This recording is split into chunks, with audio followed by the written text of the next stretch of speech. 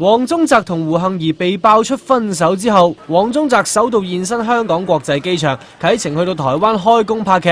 你日見到佢笑容就欠奉啦，全程頭耷耷，明顯就心情低落啦。日前內地女星柳岩聲淚俱下否認佢係你同埋胡杏兒之間嘅第三者，因為呢兩日都真係冇乜留意新聞，咁就都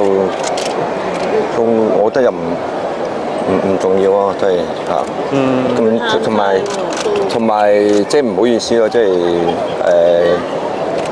係分手兩個人嘅事，咁好似牽涉咗好多人，即係牽連咗好多人，即係搞到佢哋好似無辜，真係唔好意思。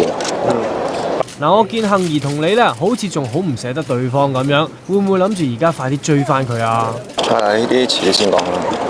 但佢講到好似都係因為第三者介入，所以分手。唔係。媽咪點睇你哋兩個分手呢件事咧？媽咪都冇乜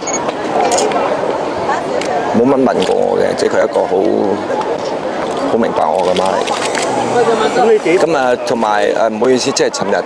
因為可能媽咪坐咗我架車出街，咁啊，即係有啲記者朋友以為我媽咪係我，咁希望大家如果見到佢就，因為佢尋日爭啲閃親，係啊，咁希望大家幫幫手。見到呢日嘅 Bosco 同平時嘅完全唔同，心情可謂真係跌到落谷底啦。過往佢曾經講過話，杏兒係佢嘅結婚對象，被問到而家分手收場，會唔會覺得好可惜？佢終於忍唔住眼濕濕啦。